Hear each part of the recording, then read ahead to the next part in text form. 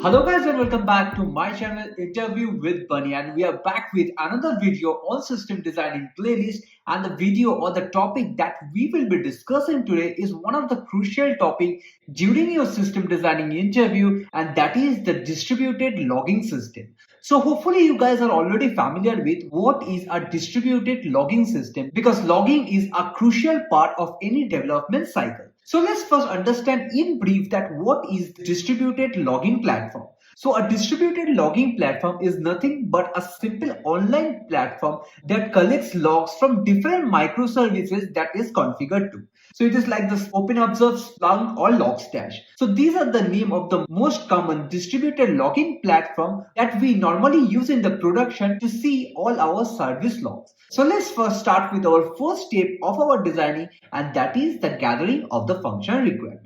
So the requirement of this logging platform is actually quite straightforward and simple, because here you just need to fulfill one core functional requirement, and that is the log should come from multiple sources in our platform. So the first and the foremost requirement is like system should be able to ingest log from multiple sources. It doesn't matter which part of the globe the microservice is deployed, but your system should be able to ingest all the logs that are coming from the microservice. Clear? Number two, the logs that we are collecting should be in near real time, because it is expected that once a microservice logs something, all those logs should come into the Splunk or into OpenObserve as soon as possible, because otherwise it will be very difficult for the developer or the application support engineer to identify the logs that are causing by the event. So this ingestion process should be as real time as possible. But there is one more application where we have to also support the batch job. So for example, our client is running an application in an offline mode,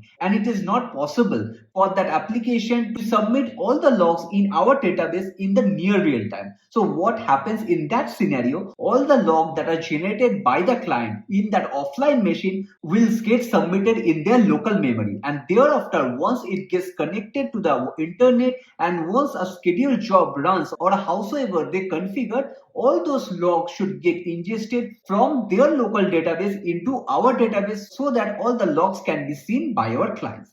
Clear? So here we are supporting both the type of ingestion, that is the real-time ingestion, that is the normal scenario where all the logs get submitted in near real time, and number two is an offline submission, means if a device is running in an offline mode, then when it gets connected to the internet, all those logs will come from their local into our system. I hope this is clear.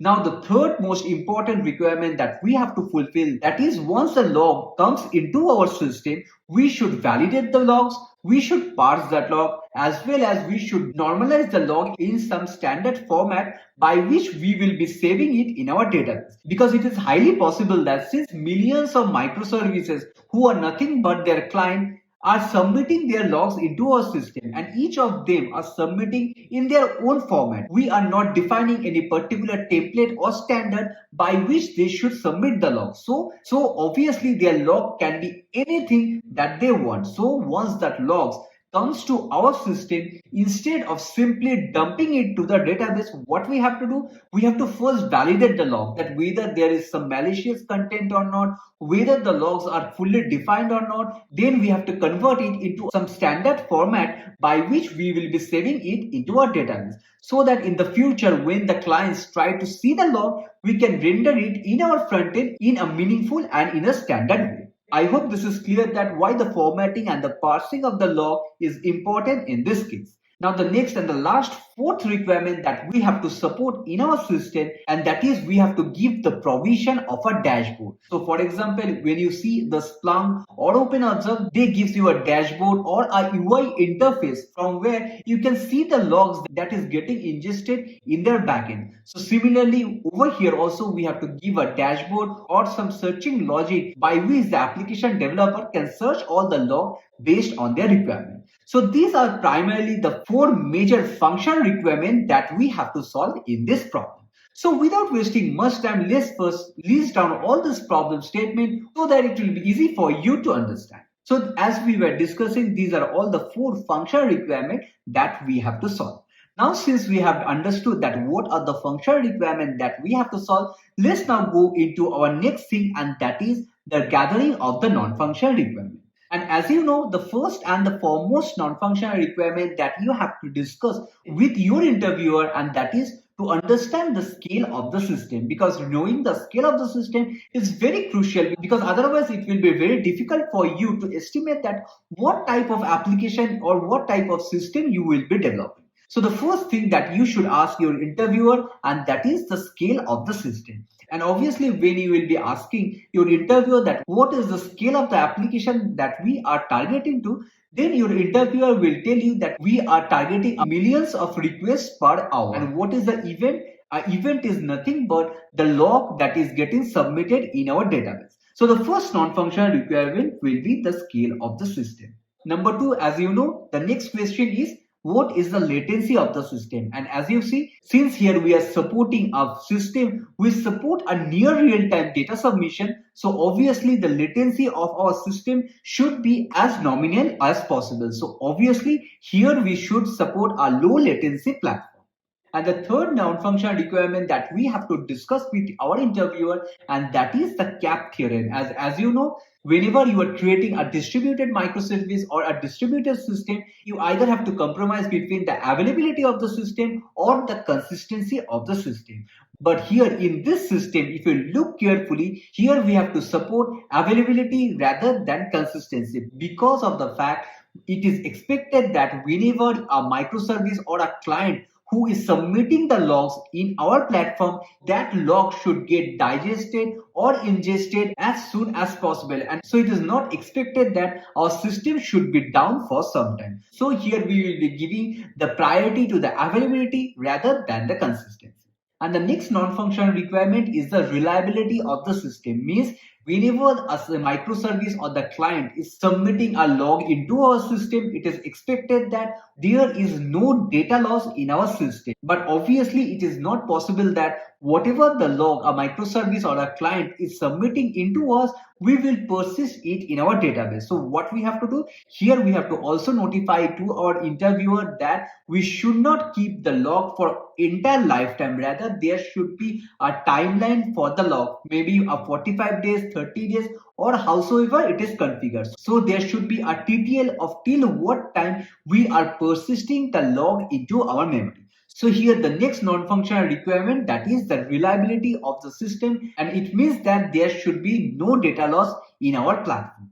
And that's it. And here if you look carefully, we have almost gathered all the functional and the non-functional requirements that we need for designing this system. Now since we are done with the major thing, and that is the gathering of the functional and the non-functional requirement, let's go to our next important step, and that is the identification of the code entity. And here if you look carefully into our functional requirement, you can easily identify that there are only a handful amount of code entity in our system. Number one, the event, that is the log event that we were discussing over here. Number two, the ingestion job, means the batch job that will be running for the offline clients. So here if you see, we have taken into consideration the batch job ingestion that is valid for the offline clients. So here also there should be an ingestion job that is running in the client side, and that is why the ingestion job will be another core entity. And the last but not the least, the source or the agent by which the data are coming from the client into our service.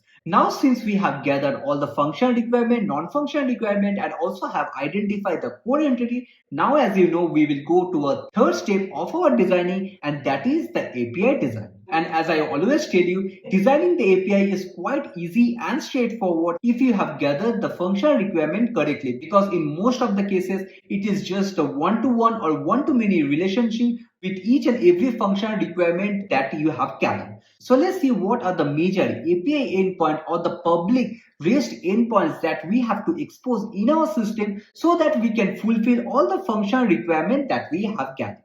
But before writing the API designing, you have to just understand few things about this agent or the source by which the logs actually comes from the different microservice into this distributed platform. So let's understand this on a very high level, that how this log service actually works. So let's take an example. You are writing some microservice for your organization. So for example, these are some of the microservices that you have written. And you are using a Java library, for example, log4j, to write all the logs into the server. So what actually happens in the backend is like, once you write something with the help of the log4j or with the help of any supported utility, those logs that you are sending into a server or into our backend, those logs in the backend get actually submitted using the standard IOStream, which is nothing but stdout, stderr, which is nothing but this is used for submitting all the information or some debugging purpose, and this is used for submitting all the error handling. So what is happening whenever you are submitting a log into your backend, some first thing that is happening is your log4j is writing into this IOStream, and from there, if your application is deployed with the help of the Kubernetes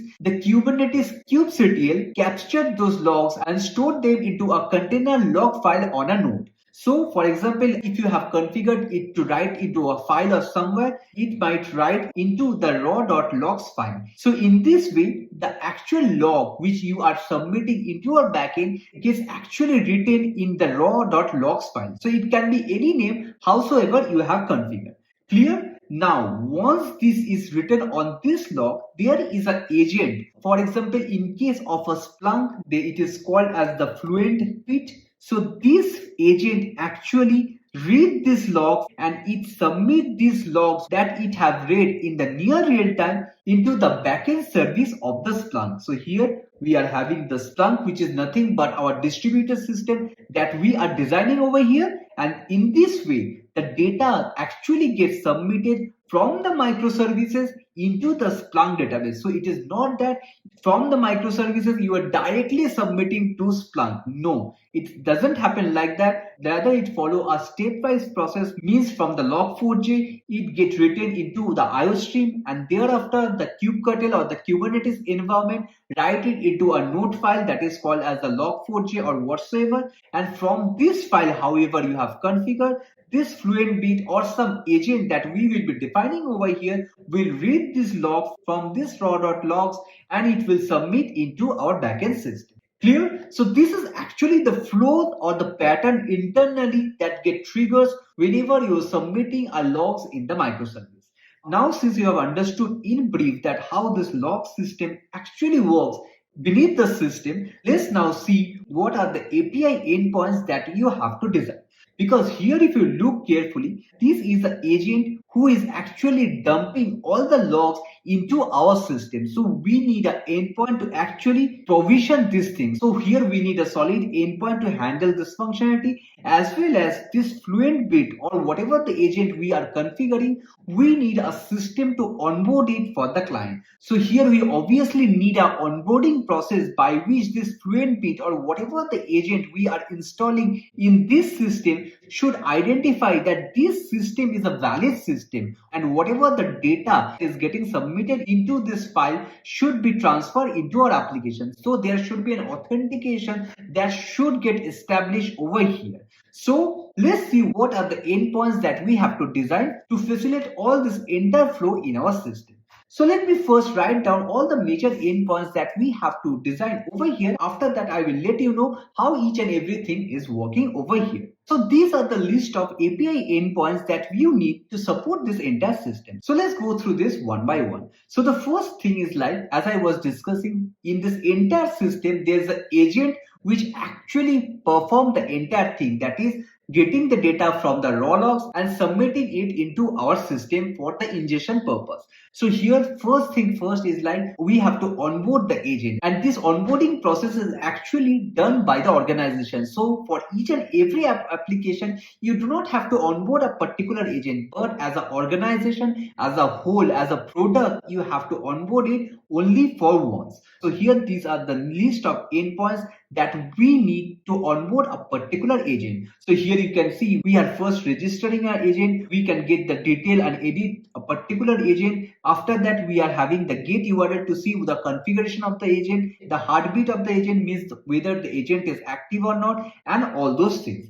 And now this agent, once it is onboarded and it is installed in our server, what it have to do? It have to submit all those logs into our database or into our system. And for that, here these are the open endpoints that it is using. So here you can see it is a post endpoint because we are submitting the logs into our system, and this is how the signature will look like. Clear? Now the next is the offline management. Means, for example, as I was telling you, if a particular client is offline or we are supporting a bad job or something, once the client gets connected to the internet, there what we are supporting a file ingestion process, which is for the legacy or the offline process. So here you can see we are submitting a file with the help of this URL. Clear? And the last but not the least, we have to give the provision to see all the logs in the form of the UI. And that is why here we are giving a dashboard view. And for that, here we are having this following endpoints that we need to facilitate a dashboard. Clear? Now, one more major thing. Obviously, during your system designing interview, you have only 45 to 50 minutes. And believe me, it is not possible to write down everything that I am showing it in this video. So what you have to do, after discussing the functional and the non-functional requirement with your interviewer, straightly go into the code entity and thereafter directly drive into the high-level designing. Do not waste your time in discussing or at least writing all the endpoints that this entire system needs until and unless your interviewer doesn't ask you to write everything. So it might happen that your interviewer is interested to see all the endpoints that are needed to facilitate all the functionality. Then only you write everything and discuss this with your interviewer. Otherwise, do not waste your time in writing all those things, because this will take a lot of time and you will not be able to design the actual high-level designing, which is actually the primary thing for this interview. Now, since you have understood that what are the functional requirements, what are the non-functional requirements, what are the code entities, and what are the APIs endpoints that we need to drive all the functional requirements, now let's go into our fourth step of our designing, and that is the high-level designing of our application, where we will see an overview that what are the major components of the module that we need to facilitate all the things that we have listed down over here. So without wasting much time, let's go to our fourth step of our designing, and that is the high-level designing of our application. And believe me, the high-level designing of this system, at least for the logging platform, is very easy, because here we only have a handful amount of component that you have to show in your high-level design. So let's see one by one. So the first and the foremost thing is like we have to get some of the client into our system. So here we are having the clients or the devices from which the logs are coming from. Now obviously, since here we are going with the microservice architecture, because we have to support a millions of events per hour and we have to scale each and every module differently. So here we are obviously going with a microservice architecture, and whenever we are going with a microservice architecture, we have to go with a load balancer and the API gateway to handle all of things. So here the first component that I will introduce is the API gateway and the load balancer. Clear? So this is our first step of our designing.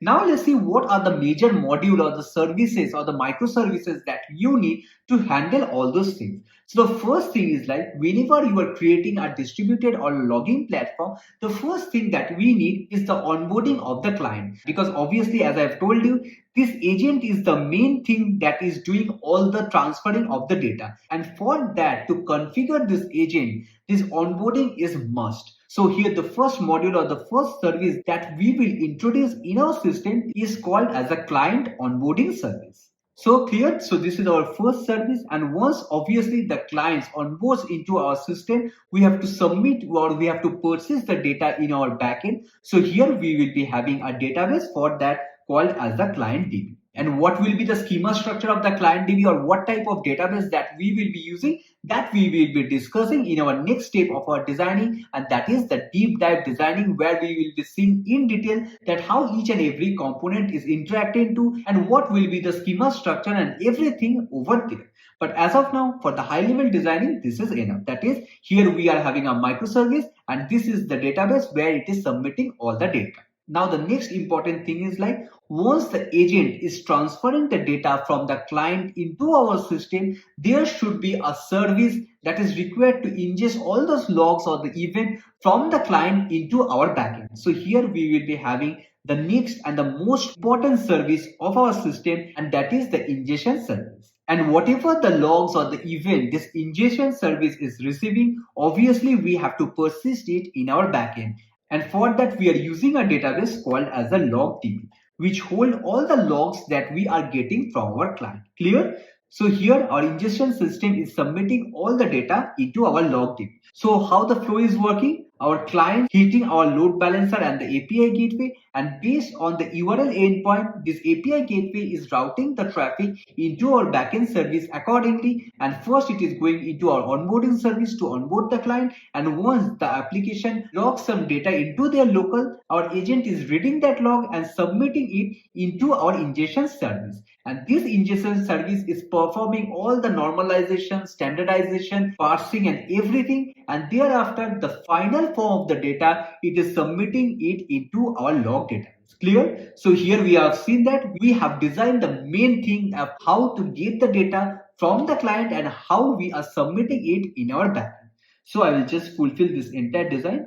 Now if you look into our functional requirement, there is one more important point, and that is we have to give a provision for the dashboard so that the user can see the logs in near real time. So here the dashboard is nothing but a search service that we have to give. So if you open a Splunk log or anything in the Splunk UI, you will be seeing that there is a search bar on which you can type anything, and if the text is relevant to you or it matches the logs that is submitted by your microservice, it comes it in the UI. So that is a very critical searching mechanism that you have to implement to facilitate this dashboard. So here another major important component that we will be using or a service that we will be designing, and that is the search service to create our dashboard. So here we will be having our search service. And from where it will search the log? It will search the log from this log database. So whatever the logs that is getting submitted by this ingestion service, those logs are read by this search service over here. Clear? So here we have our connection from load balancer into our search service. So here if you look carefully, this is entirely the high level designing that we need to fulfill all the functional requirement that we have gathered. Now in the next step of our designing, that is the deep dive designing of our system, we will see in detail that how each and every component will interact with each other. Because obviously if you understand that these ingestion service have to do a lot of work. It have to do normalization, it have to do standardization, you have to parse the data, and lot of things that it have to do, and it is not possible for a single service to do all those things. And obviously if we give the responsibility of everything to a single services, this will definitely crash. So in our next stage of our designing, there we will see that how we will subdivide this microservice into small component, and we will give the responsible accordingly and how they will interact with each other. So let's go to our next and the final step of our designing, and that is the fifth step, and that is the deep dive designing or the low level designing of our system.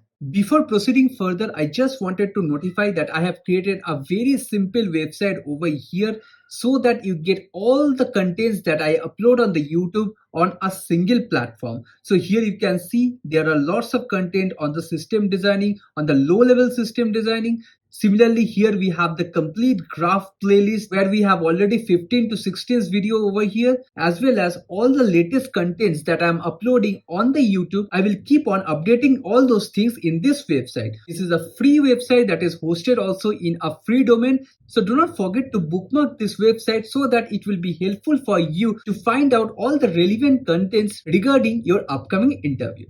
So let's start with a deep dive or the low level designing of our system, where we will see in detail that how each and every component will interact with each other, what type of database we should use, and what will be the schema structure over here. So let's start with the next step, and that is the deep dive designing or the low level designing of our system. So the first thing that I will do, I will copy the high level designing form here and we'll paste it in our low level section. And let's start with the first component, and that is the client that we have defined over here.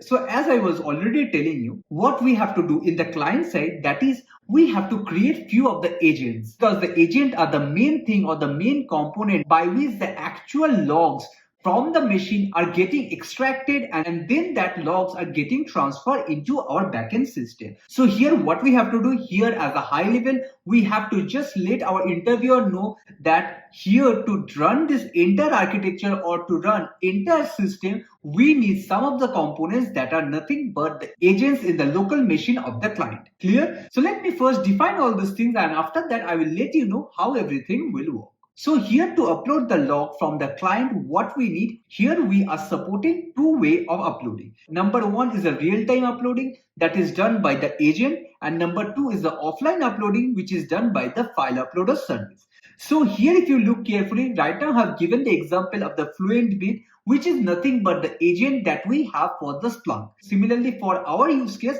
we have to define our own custom agent. So here we are not going in the detail of how we are developing this agent or what will be the code of the agent and all those things, because for this video this is out of scope. Here we do not have to waste too much time on explaining all those things. Just let the interviewer know that to support ingestion from the client into our system, we need some application which are nothing but the agent. Clear? Now what is happening? The request is coming into our load balancer and the API gateway. And as I always tell you, the roles and the responsibility of the API gateway and the load balancer is quite simple. That is authentication and authorization, rate limiting and routing. And for the load balancer, here also we will be going with the round robin approach. Clear? So let me write the responsibilities over here so that it will be easy for you to understand. So here this is the responsibility of the load balancer and the API gateway. I hope you guys are already familiar with all those things, because this is the 16th video of my channel, and in the most of the video I am using the same design pattern.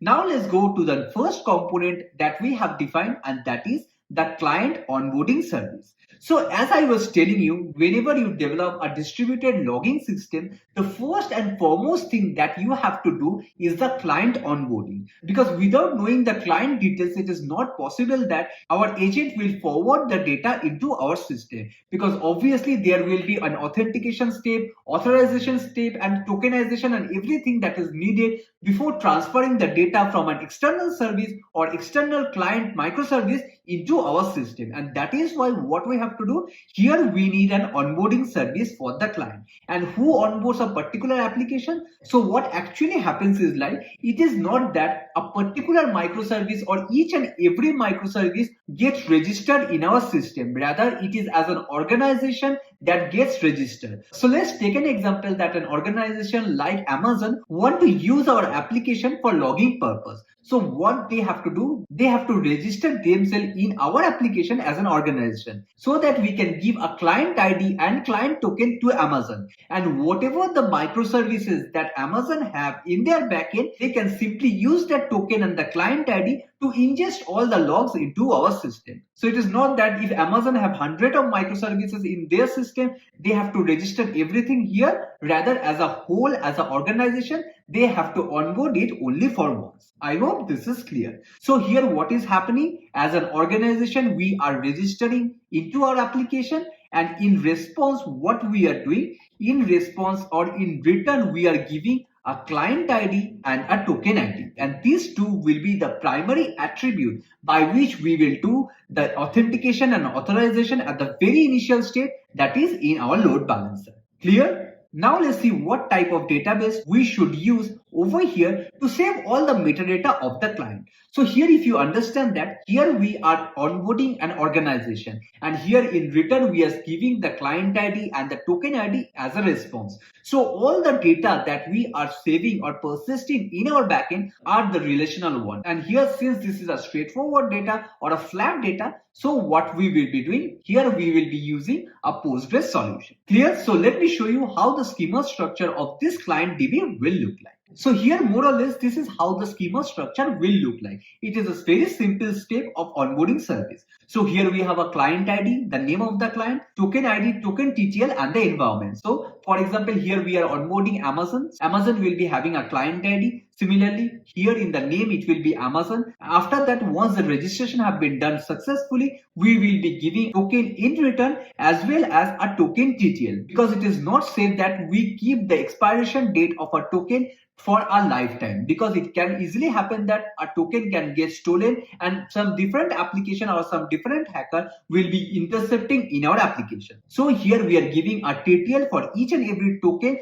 that we are sharing with our client, and once the token expires, there will be a token renew flow by which it will again get authenticated and it will generate a new token. Clear? Now here you can see there is one more field, and that is the environment, because since this we are developing for an industrial level, so obviously in the industry we have to support the dev environment, the staging environment, the QA environment, as well as the production environment. So here for each and every environment we have to define the token accordingly. So these are all the nominal or the minimum data or the schema structure that we need for onboarding an organization. Now let's go to our main component and the meat of this entire designing, and that is the ingestion service. So here if you see what we have assumed, that this ingestion service will be doing a lot of things, that is starting from ingestion for the real-time flow as well as ingestion for the offline flow. Along with that, it have to do parsing of the log, validation of the log, standardization, and each and everything that is required for this ingestion process. We have given all the responsibility to a single service, and that is the ingestion service. But in real life it is not possible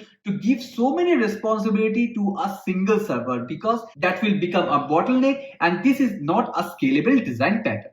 So let's see how we should subdivide this service into multiple components. So here what I will do, I will subdivide this component into two parts. One for the offline management and another for the online management. And for the offline ingestion, I will name it as a file ingester service, and for the real-time or for the online ingestion process, I will name it as an agent-based service. So let me first define all those things. So here you can see I have subdivided our single component into two parts. One is the file ingestion service, which is responsible for the offline ingestion pattern, and this is the agent-based service, which is nothing but for the real-time ingestion pattern. Now what will happen, since here if you see in our non-functional requirement, we have taken a requirement that the scale of this system will be millions of events per hour. And you can easily understand that if millions of logs coming into our system, it is not possible for a particular database to handle that amount of load. Because obviously once the requests come into our ingestion service, we have to save it somewhere. And for that what we are doing, we are using this log database. And how to save it? Obviously from this ingestion service, we have to persist it in the database. So here roughly a millions of requests will be hitting per minute to this database, which is obviously again a very bad designing pattern. So what we will do here, we will be using a streaming platform or a buffer to handle all this load. So what I will do, I will get rid of this log database, and instead of using a log database, what I will do, I will introduce a Kafka broker over here, which will be acting as a buffer to hold whatever the data that are coming from this offline as well as from the online mode. So here you can see I have introduced a Kafka to implement the producer and the consumer design pattern. Clear? So let's see what are the topics on which this do ingestion service will dump the data over here. So the first topic that we need in our Kafka is number one, the raw logs. So what is happening, whatever the data a particular microservice from the front end is printing, we are simply dumping it in our raw logs without any validation. So here all the logs are first dumped into the Kafka service. Now the next thing what we have to do, we have to write a service for validation, standardization, and all those things. So basically all the logs that we are getting from our microservice, we have to first sanitize that log. And how we can do it? We can do it in two ways. So number one, what we can do for each and every responsibility, for example, we have to validate the data. Number two, we have to parse the data. Number three, we have to enrich the data. We have to make it in a different schema, or whatever the responsibility that we need. For each and every responsibility, we can write separate microservices or separate consumer service. And what this consumer service will do, it will read the data from the raw logs, and accordingly it will parse the data and it will push all the data into different topics. So for example, there is a consumer service which does only the validation. So it will read the data from the raw logs, and once the data has been validated or authenticated, it will simply push that validated data in a different topic within our Kafka broker. And thereafter, the second step will begin. That is, once the data has been validated, there will be another microservice which will consume the data and will do some parsing or normalization logic to enrich the data. So here on each and every step, we can introduce a microservice or a consumer service to do a particular activity. And once that activity is done, it will simply dump the data in different topics. Clear? So that is one of the way of implementing this. But here, to make it more simpler, what we will do here, instead of creating multiple microservices for each and every responsibility, what we will do, we will take the help of a much more versatile component, and that is the Apache Flink. So Apache Flink is nothing but a streaming processor which is very much versatile for doing all the validation, normalization, and whatever the requirement that we had right now. And that is why instead of creating custom microservice for doing everything, what we are doing, we are giving the task to a different service, and that is nothing but a single service called as an Apache Flink. So here what we have, here we are having our Apache Flink, and this Flink will be responsible for doing everything starting from sanitization of the data, validation of the data, and normalization of the data. So let me just write down all the things or all the responsibility this Apache Flink will be performing. I hope this is clear. So here you can see it is doing validation, parsing and normalization, enrichment, and deduplication. Clear? So all these things is handled by the Apache Flink. Now, once the data have been validated, authenticated, and enriched, what we have to do? We have to store it in our backend service. So for that, what we have here, we are having the log database. So whatever the data that has been validated, we will simply dump it into our log database. Clear? So all the enriched and the validated data are right now in our log database. Now, what type of database we will be defining over here? So here, if you look carefully, the database that we have to choose should be a write-heavy database. Means it should be highly write-optimized, because there will be a millions of transactions or so that it have to support. So whenever we tell we need a write-optimized data, blindly go with a Cassandra database. So here, what we will do? Here we will choose a Cassandra DB. Now, what will be the schema structure of this log database? I will let you know very soon once we are done with the search service, because this search service or the dashboarding service is actually very critical, and based on the use case only, we have to save the data accordingly. So it is better that we develop this search service, and thereafter we will define the schema structure of the log DB. So what we will do, we will simply jump into our next service, that is the search service. And how this search service will work? So if you have worked on the Splunk or anything, you will be knowing that at the very top of the Splunk dashboard, we are given a search bar where we have to define the index of the log, keywords of the log, and all those things. So basically, it is nothing but a text-based search that we have to provide to our front end. And whenever we are doing a text-based search on this huge amount of data, simply go with an Elasticsearch. So what I will do, here I will introduce an Elasticsearch over here. Now the question is how this Elasticsearch will get the data from this log DB.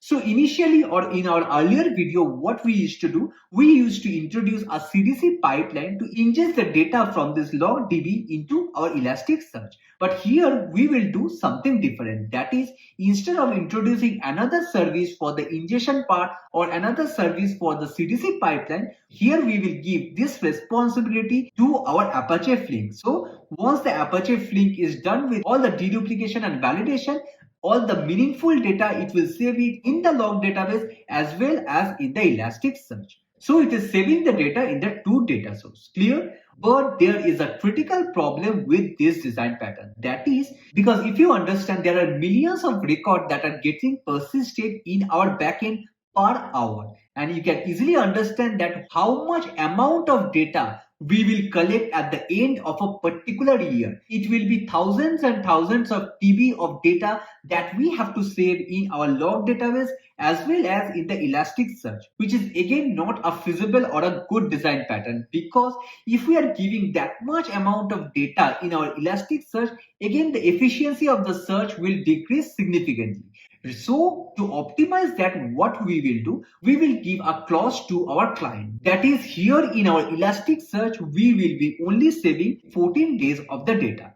Means whenever a particular developer or an application owner is trying to search a data using our search service, all the recent time of data, which means the 14 days of data, he or she will receive it in a very nominal time. Means the latency of the search will be quite nominal since we are giving it from the Elasticsearch. Clear? But if the data is beyond 14 days, what we are doing? We are not saving it in our Elasticsearch. Rather, we are searching it from our log database. Clear? So anything that is within 14 days means your recent logs, we are saving it in our Elasticsearch for easy and quick searching. But anything that is beyond 14 days, we are saving it in our Cassandra database. So we will mention it in our PRD document or in our product support document that is, if you are trying to search for any log that is beyond 14 days, there will be some nominal delay in searching the logs. I hope this is clear that how we are designing or how we are optimizing this flow of searching logic. Now comes the thing that if the user or if the client is searching any data that is more than 14 days, then what we have to do, we have to search it from our Cassandra database.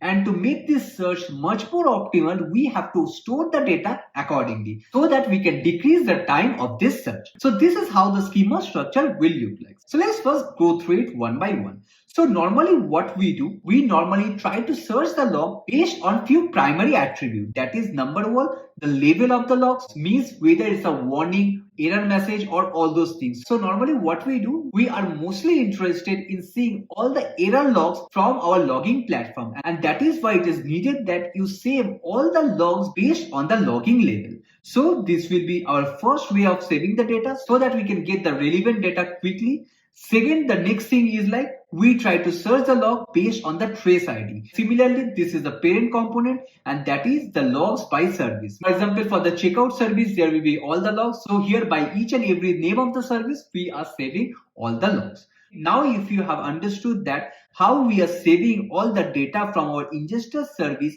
into our backend, there is one more critical thing or one more thing that you have to know while designing this type of system.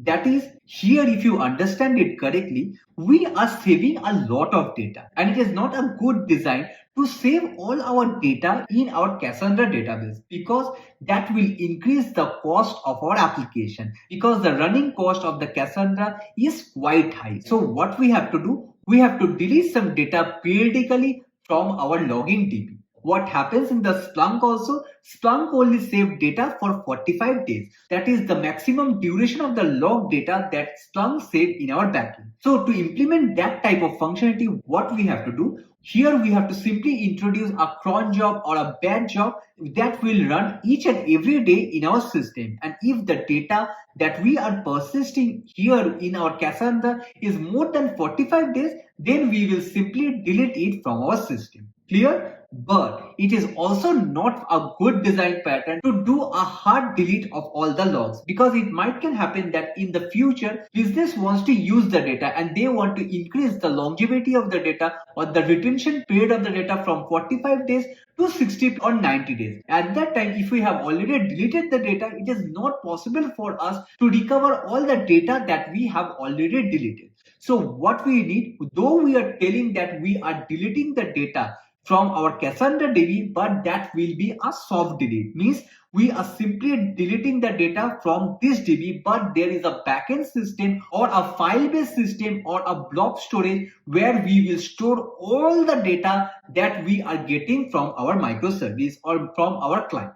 Clear? So what we will do, here we will introduce a cheap way of storing all the data, and that is, here we will be using a S3 bucket or some blob storage to store all the data from the clients. So obviously you can see here we are saving the data in three formats. Number one in the Elasticsearch, which is the most costliest way of saving, and that is why we are saving it for 14 days. After that, we are saving it in the log database for only 45 days because this is also a cost-effective solution. And thereafter, we are using a S3 package, which is comparatively a much more cheaper version of saving the data. And how we are saving the data? We can also do it with the help of the Flink that we have introduced over here. That is, once the data has been sanitized, this Flink will be responsible to save the data in 3 places. Number one in the Elasticsearch, number 2 in the log database, and number 3 in the S3 bucket. Clear? So let me just write down all these things over here so that it will be easy for you to understand.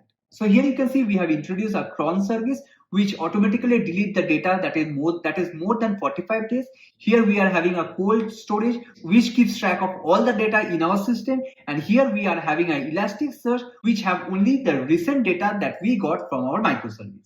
And how the data gets deleted after 14 days, here we can set a TTL in our Elasticsearch so that all the data that we have more than 14 days will get deleted from our system. So here if you look carefully, we have almost completed everything, means all the functional requirement that we have gathered at the very beginning. But there can be few of the follow-up questions that your interviewer might ask once you are done with all this designing. And that is, normally what happens in Splunk also, whenever the Splunk gets some data, for example some error logs or something, there is an alert that gets generated from the Splunk in the form of the email or some notification. And let's see how you will implement that functionality if your interviewer asks this additional functional requirement as a follow-up question. So to implement an alerting service over here, what we have to do, here we have to do 2 things. Number one, here if you look carefully, this Apache Flink service that we have introduced over here, what it is doing, it is reading all the data. And once it is reading all the data, it actually knows that whether the log that we have received, whether that is an error message or it is an information message. So based on that, if the message is an error message, what it will do, apart from just saving it in the database or the whole storage, it will do one more thing. That is, once it identifies that a particular log is an error log and it is needed that an alert need to be triggered for that particular message, what it will do, it will simply dump that message in a different topic of the Kafka so that the downstream application or some other application can read that error message and can trigger a notification to the client. So what we will do here, we will introduce one more topic called as an alert topic. I hope this is clear. And once there is some data in this alert topic, what we have to do, we have to write a consumable service to consume this data from our Kafka and throw an alert to the respective client.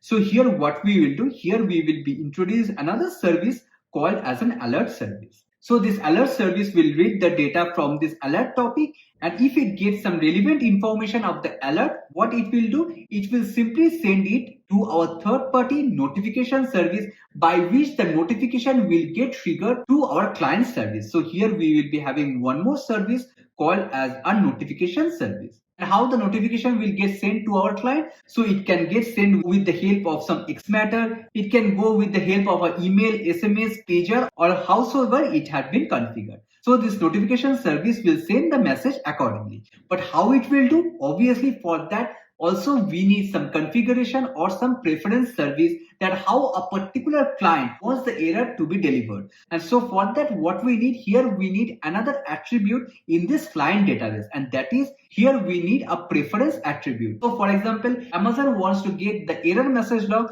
with the help of a pager, so it will get configured accordingly. So here this notification server, before sending the message to the client, it will first read from this client database and it will check that what is the preference method that the user have saved, and based on that it will send the notification accordingly. Clear? Now, there is one more thing that is missing over here. That is, all the messages which are nothing but the error messages need not to be an alerting one. So for example, there have been an exception for some reason, but that is not a P0, or it might not be a severe exception that need to be notified or handled by the client. So for that, to handle those type of scenario, what we have to do here, we have to introduce our alert database. means an alert preference database, means based on the type of alert, we have to set the preference accordingly. So for example, if there is an alert on the checkout service for more than 10 requests, then our alert should go. So all this type of preference, or you can say the rules of the alert, we will be saving it in our alert DB. I hope this is clear that what use case we are actually trying to solve over here. So basically, this is nothing but the rule book which the user or the client will set, and based on this rule book only, we will be sending the alert accordingly. Clear? So this alert service will read the data from here and it will send the necessary information to this notification service. So here if you look carefully, we have almost covered every possible aspect or every possible thing that can be asked during your system designing interview regarding this distributed logging platform. Only thing that I just want to point out, that is, so here if you look carefully in this API designing, I have introduced two endpoints by which the dashboard will get populated. So here number one is a log tail and number two is a log tail with the help of the WebSocket. So let me just tell you what is the difference between these two. So for example, there is a dashboard for a particular client, and if the client want to see all the logs in his front end or in our UI in near real time, what we can do, we can give the provision for this WebSocket. Means a connection, a full duplex connection will get open between the client and our system, and all the logs that are getting posted in our system will get displayed in the front end with the help of this WebSocket connection. And another way of showing the log in almost near real time, and that is with the help of this get URL. So what we have to do? This URL you have to repeatedly trigger on each and every 5 seconds. So this is nothing but you have to do it manually from your front end, and on each and every 5 seconds or so, the dashboard will internally call this logging URL and it will show all the relevant logs to the user. I hope this is clear that how we are displaying the logs to our front end with the help of this dashboard in almost near real time. So here if you look carefully, we have almost covered everything for the distributed logging system. So I hope you have liked this video and have found this video useful. And if you have found this video useful, do not forget to like, share and subscribe to my channel and hit the bell icon so that you never miss an update from my channel and you are always ready for your next interview. So see you on our next video where we will be solving another problem for the system designing interview. So see you on our next video. Thank you.